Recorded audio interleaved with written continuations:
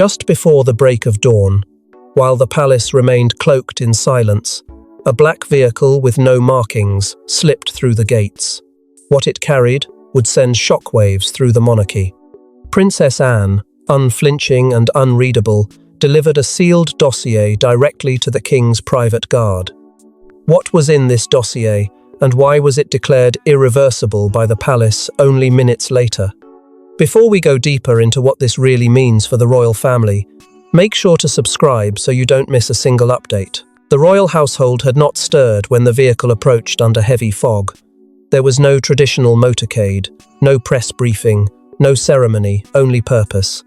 At exactly 4:11 a.m., Anne emerged, carrying a flat, leather-bound portfolio, its wax seal bearing the unmistakable crest known only to those within Queen Elizabeth's inner circle.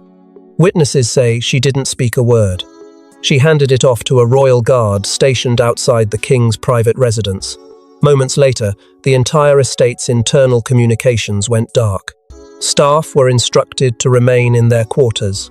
All surveillance footage from the previous 12 hours was immediately classified, not archived, deleted. Within 30 minutes, the palace issued a rare and chilling notice. A sealed dossier had been received, and its implications were final and irreversible. That word irreversible was no accident. In palace language, it meant the monarchy had been restructured without room for challenge. The king's own aides were caught off guard, many unaware of the dossier's existence until after it had been delivered. A veteran member of the royal staff, visibly shaken, was overheard muttering, "She finally did it," before disappearing into a restricted corridor. What made this dossier so devastating was not just who delivered it, but what it was tied to. Sources closest to the late Queen confirmed that the insignia stamped on the dossier was one used exclusively for her most private, unalterable instructions. These were not political briefings or ceremonial amendments. These were final acts of command, meant to be carried out without approval from Parliament, the Crown, or even the monarch in waiting. They carried the full spiritual weight of the sovereign's will, unchangeable, unchallengeable, undeniable. Whispers inside the palace suggest the contents may target the very structure of the monarchy's current leadership. Some believe Camilla's position is directly implicated. Others suggest the dossier confirms a transition of informal power to Princess Catherine, a rising star who has steadily been reshaping the public image of the royal family.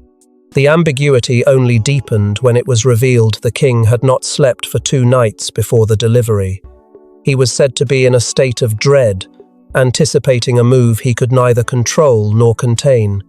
For Princess Anne, the delivery was not just procedural, it was personal.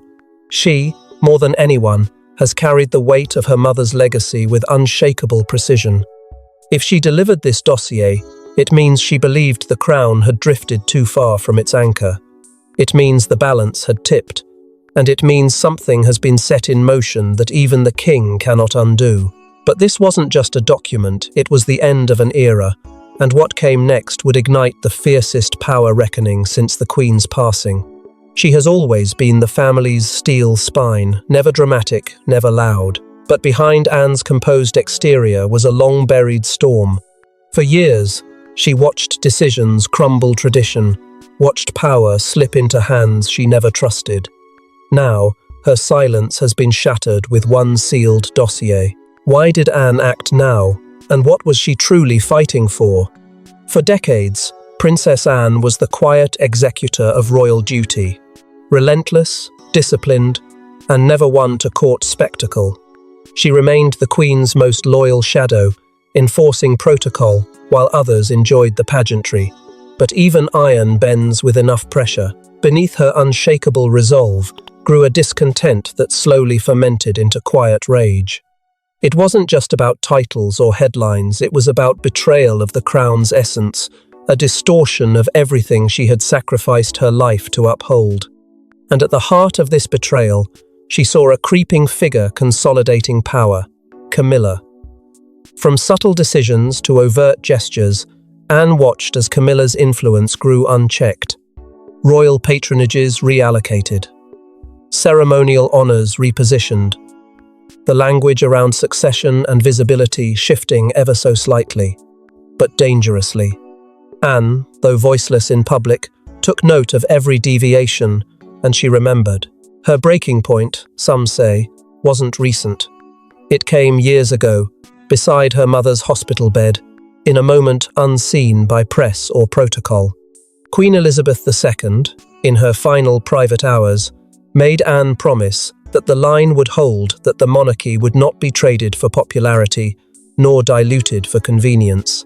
That promise, whispered and heavy, never left her, and as she watched the crown lean into optics, watched Camila step deeper into shadows never meant for her, watched bloodline heirs diminished for the sake of blending in, Anne's quiet resolve sharpened into something surgical. By 2025, she had already begun shifting.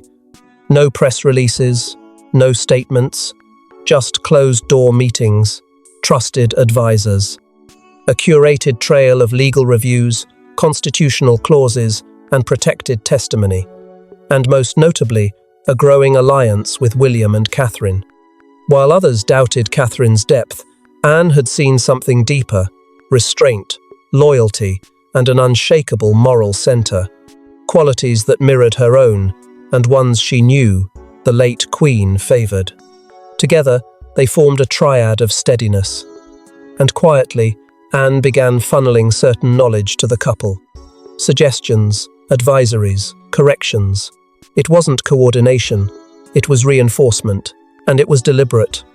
The final blow came after a meeting in late autumn 2025, where Camila allegedly proposed a restructuring of royal representation at major Commonwealth events, one that notably excluded certain senior bloodline members. Anne left the meeting in silence. She said nothing for weeks. But in January, whispers began. The same aides who had once dismissed her presence now noticed unusual movements, discreet visitors, overnight trips, legal advisors flown in under non-royal aliases. Something was coming, and Anne was leading it. Not for fame, not for revenge, but for something greater than either: restoration. And while Anne moved in silence, the dossier's contents screamed loud enough to fracture the royal household in a single morning. At 2:17 a.m. hours before the dossier was delivered, Camila was seen entering the king's private wing, alone and visibly distressed. She was overheard urging Charles to stop her before it's too late.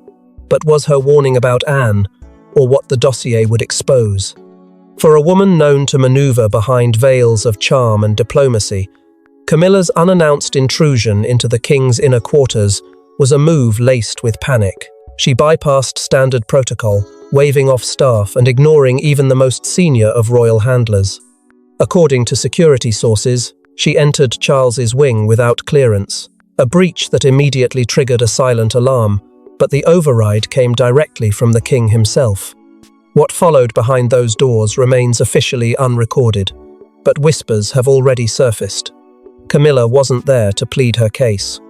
She was there to halt what she believed was an imminent coup, one disguised in the form of an official dossier, sealed by Anne's authority, and backed by something far more terrifying than public opinion: the Queen's final will. It's no secret that Anne and Camilla's relationship has long been frosted by conflicting ideologies. Anne, bred in discipline and duty, never accepted the softening of royal tradition.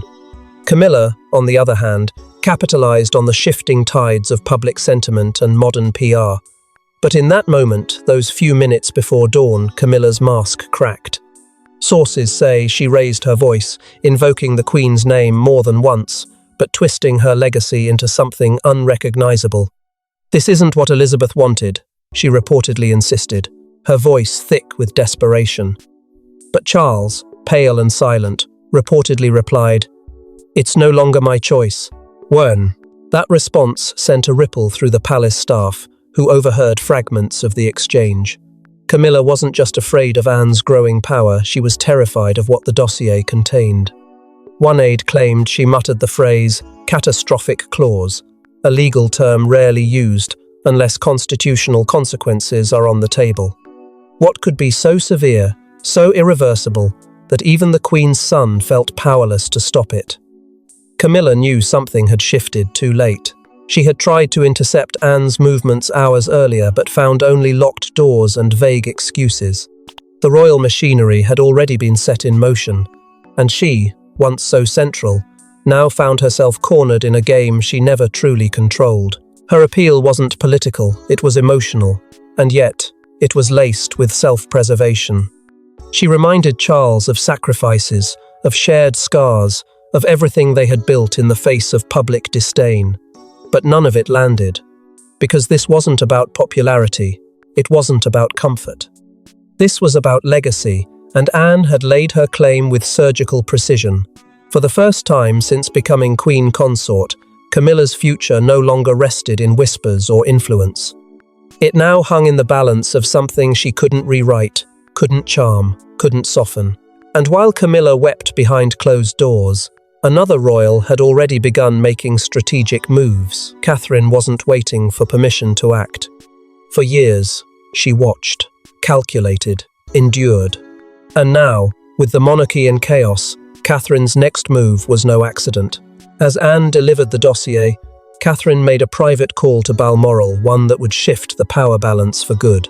Catherine had long understood that real power within the monarchy doesn't arrive with fanfare, it arrives in silence, in whispers, in moments no cameras catch.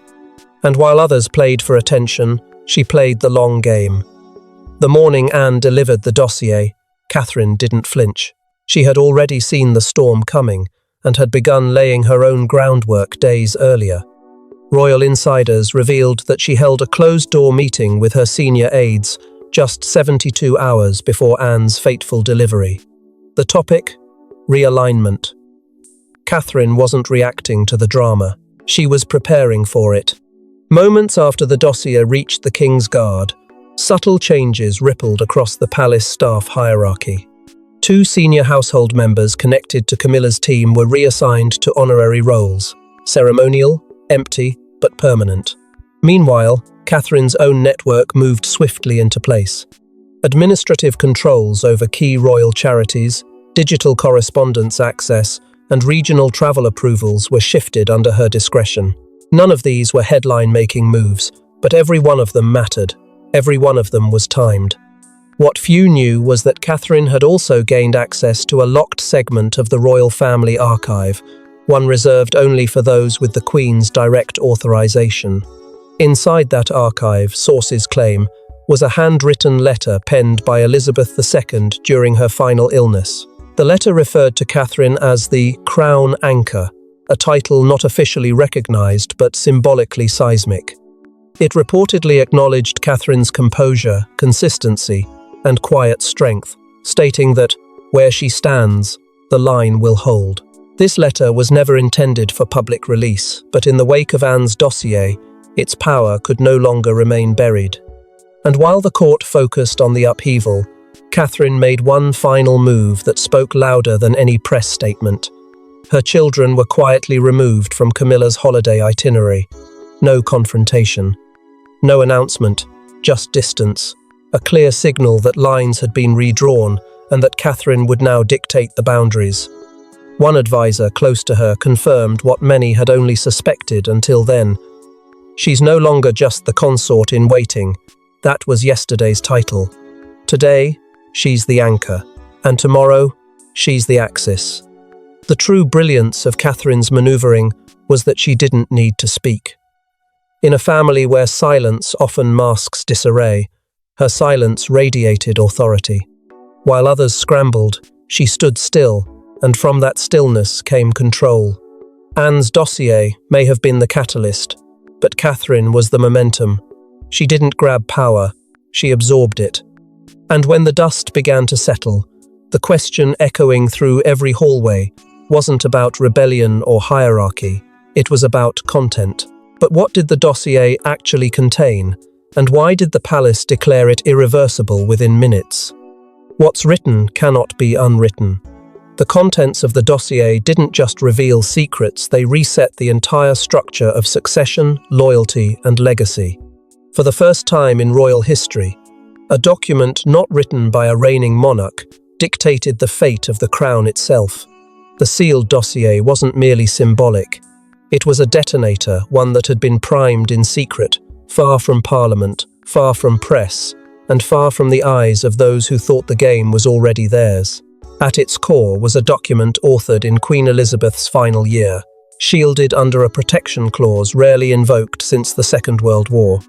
It bore her unmistakable handwriting, her signature in blue-black ink, and most shockingly, the counter-signatures of Princess Anne and two unnamed senior royal advisors, whose names, redacted in the public summary, carry a legal force that overrides the current monarch's discretionary authority. This wasn't an expression of concern, it was a decree. Within the pages lay a quiet revolution. The document reclassified certain royal titles, long considered central to the line of succession. These were not stripped, but rendered ceremonial only, effectively nullifying any constitutional leverage they once held. Among those impacted were select titles attached to Camilla's extended family titles, previously floated in discussions around modernizing royal inclusion. In one motion, Elizabeth closed the door to that future. Permanently, the dossier did not name Camilla directly, but its implications were a scalpel cut through the delicate tissue of her growing influence. More than just a defensive maneuver, the dossier was proactive. It affirmed Anne as the permanent custodian of Elizabeth's private estates and sealed archives, a role that bypasses the king entirely. This means Anne holds dominion over Queen Elizabeth's personal correspondences, undisclosed trusts, and private directives. These are the assets and instructions that don't answer to the crown, they are the crown. And in Anne's hands, they represent a continuity that Charles cannot interfere with, only acknowledge. That alone sent shockwaves through the senior court. But the most seismic revelation came in a clause buried deep in the final section, under a heading titled the Windsor Continuance Provision. In unambiguous terms, it declared Catherine's bloodline through her children with Prince William as privileged in perpetuity, cementing their future as the sole uncontested heirs to the stabilizing Windsor legacy. It rewrote the narrative in permanent ink. The wording was precise, emotionless, and final. No consort by secondary marriage or relation shall influence, challenge, or alter the legacy carried forward by Catherine, Princess of Wales, and her direct issue. It was not just endorsement. It was insulation designed to outlast this generation and the next. As if that weren't enough, the final clause delivered the sharpest blow of all. The language, crafted with brutal clarity, offered King Charles only two paths: comply with the enactment of the document, or abdicate. There was no wiggle room, no delays, no soft diplomacy. Legal experts who have seen summaries of the document describe it as unprecedented, absolute, and unavoidable. It backed the king into a corner. Not with rebellion, but with the unwavering will of the one person he could never publicly contradict, his mother. The dossier didn't scream, it whispered. But in those whispers, centuries of tradition shifted. A mother's posthumous grip was stronger than her son's living crown, and while the monarchy still stood, the ground beneath it had tilted beyond repair. But if the king's hands were tied, what would he choose? Defiance or surrender to Anne's irreversible legacy? Minutes after reading the final page of the dossier, King Charles was seen slumped in his private council room, head in hands. No cameras, no crown, just a father, a brother, and a man who whispered 4 chilling words: "I think it's over." In that quiet, suffocating chamber, one that had hosted generations of royal decisions, the weight of the crown finally became too heavy. Those who tried to reach the king were turned away. For nearly 2 hours, he remained locked inside, speaking to no one. The grand heir who waited his entire life for the throne was now a prisoner of a legacy he could no longer shape. He hadn't lost a battle, he hadn't been forced out.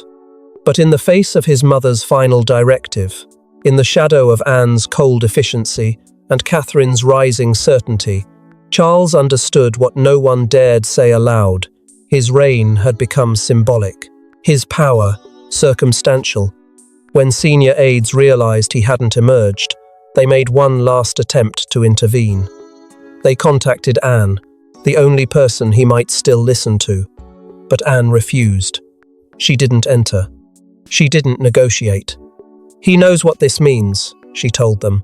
"Let him come to terms with it." There was no glee in her words, only resolution. It was not revenge. It was reality. Inside, Charles made a call to William. The conversation was brief. He said only this, "It's your turn now," and hung up. No further explanation, no guidance, just a soft passing of something far heavier than a crown. An aide, entering hours later, found Charles seated beside a framed photo of Diana untouched for years, yet deliberately placed by his side. They said his eyes were glassy, not with tears, but with surrender. He had fought so long to reshape public memory, to prove himself worthy of something that had been promised but never guaranteed. And now, with one dossier, the monarchy had pivoted, not through abdication, but through legacy, not by removal, but by redefinition. Camila, too, had sensed the shift.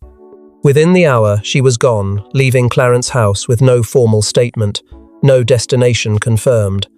Her closest confidantes were tight-lipped, but insiders revealed she packed quickly, quietly, and without speaking to Charles again. The rupture had already taken place, and nothing said in those final moments could have bridged what the dossier had severed. Even more damning, a document was quietly drafted during this time, an abdication notice, uncirculated, unsigned, but real. The very idea of it sent tremors across the royal legal offices. This wasn't mere contemplation, it was preparation.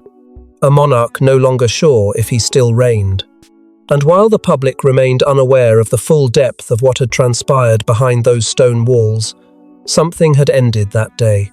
Something profound, irreversible, and deeply personal.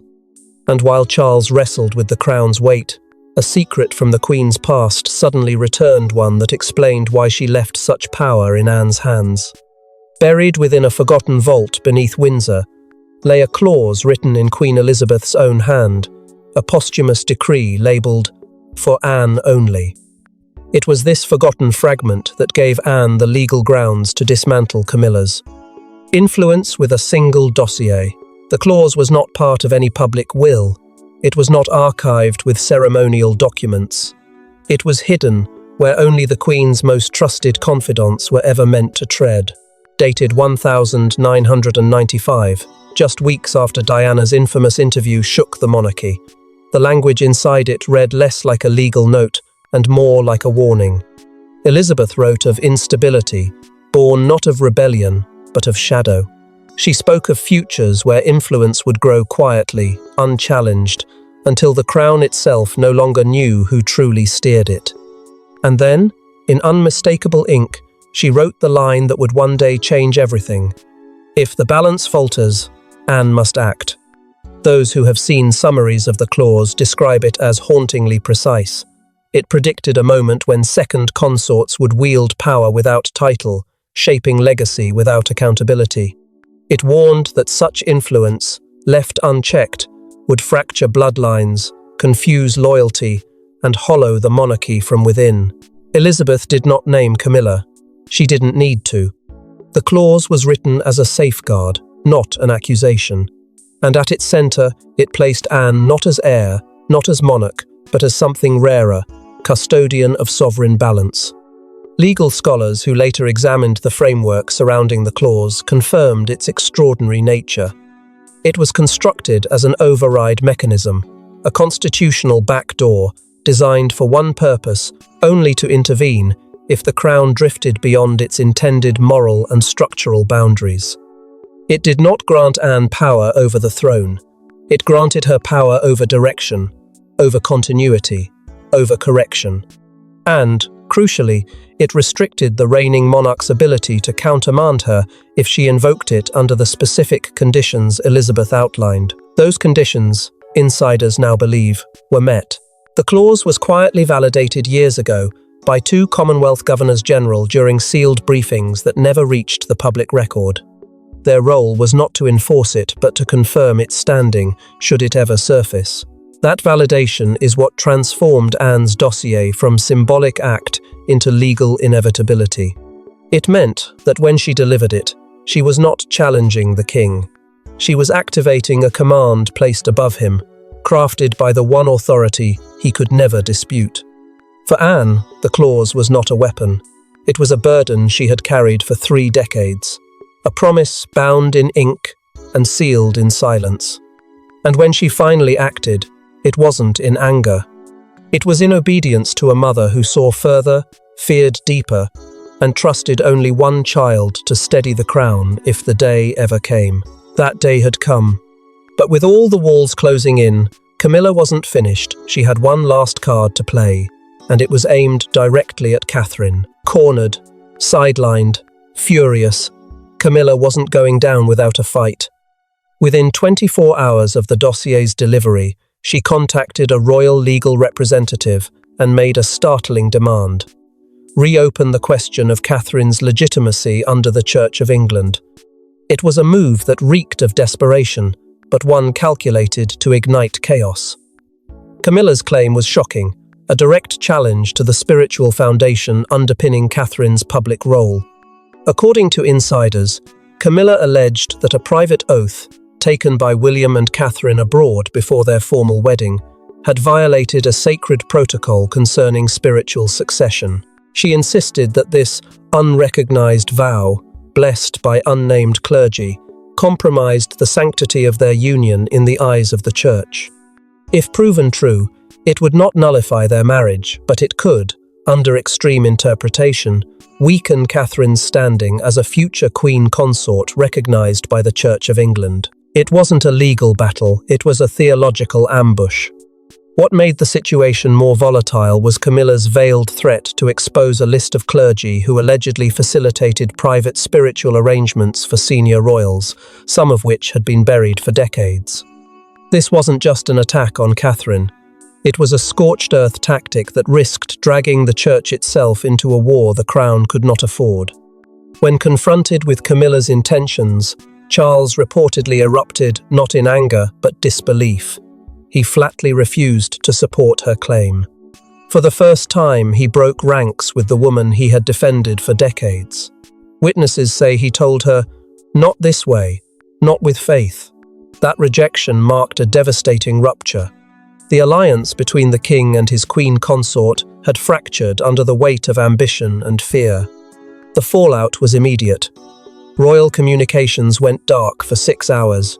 No press statements, no social media acknowledgements. Even internal channels were frozen. In a palace known for tightly controlled narratives, the blackout sent a clear signal. Something had detonated behind closed doors. Staff were reportedly told to prepare for rapid protocol shifts. Legal teams were placed on standby. The monarchy, for those few hours, was in a state of suspended animation. But it was Anne who delivered the final blow to this last-ditch maneuver. Upon learning of Camilla's accusations, she issued a direct and chilling response through an intermediary. "Stop, or the next envelope opens. No one knows what the next envelope contains." But the implication was unmistakable. Anne wasn't bluffing. She had more, and if provoked, she would not hesitate to escalate. That single line ended Camilla's challenge. The demand was withdrawn. The legal threat dissolved into silence. But before the royal family could even recover, Anne wasn't finished. One final move was already in motion, and it was the most permanent of all. The sun had barely risen on a shaken kingdom when the palace issued its final communiqué. The reclassification of roles has been implemented. No reversal. No appeal. The crown, once in flux, had found its next axis anchored not by tradition, but by Anne's unwavering hand and a mother's final will. The statement was short, but the consequences were seismic. Overnight, the monarchy was reshaped, not through ceremony or coronation, but by decree and consequence. At its core stood Princess Anne, now formally designated as the sovereign steward, a role never before publicly acknowledged. In the absence of a monarch willing or able to act independently, Anne had become the binding force between the crown's fading past and its precarious future. Not queen, not regent, but something far more formidable. She was the executor of legacy, the guardian of its integrity. In tandem with Anne's new standing, Catherine's name was formally etched into royal law as the guardian of the crown's moral lineage. It was not a symbolic gesture. This designation gave her influence not just over public image, but over the ethical direction of royal initiatives, appointments, and outreach. Her voice, once muted behind seniority, was now amplified by structure. A new kind of royalty, unofficial in title, but unshakable in influence. William, meanwhile, was granted operational authority, his duties expanded, his decision-making sanctioned, but his role now intertwined with Anne's oversight. The move was strategic. Where William brought future-facing vision, Anne anchored him to precedent. Together, they formed a dual structure of leadership the monarchy had never seen before, the new and the eternal, the heir and the enforcer, and together, they would navigate what came next. Within hours of the announcement, Camilla's patronages were reassigned, quietly, without rebuttal. The charities, organizations, and ceremonial duties, once used to bolster her royal presence, were reabsorbed and redistributed, most notably to Beatrice and Eugenie, who were granted elevated ceremonial positions for the first time in over a decade. But notably, these appointments excluded any association with Camilla's family line. The message was clear. There would be no legacy through her name, no shadow continuation. That chapter was over. The monarchy had pivoted not just in leadership, but in lineage. The future now revolved around three fixed points: Anne, Catherine, and the children born of William. The message from the palace, and from history itself, was unmistakable. The throne would no longer be dictated by title alone, but by trust earned and legacy protected. The royal machine had reset, stripped of illusions, bound by blood, and refortified by a woman who never sought the spotlight but now stood squarely at its center. And so, with a sealed dossier and a dawn that changed history, Princess Anne didn't just protect the crown, she rewrote it. Thanks for watching. Please don't forget to like and subscribe, and we will see you in next one.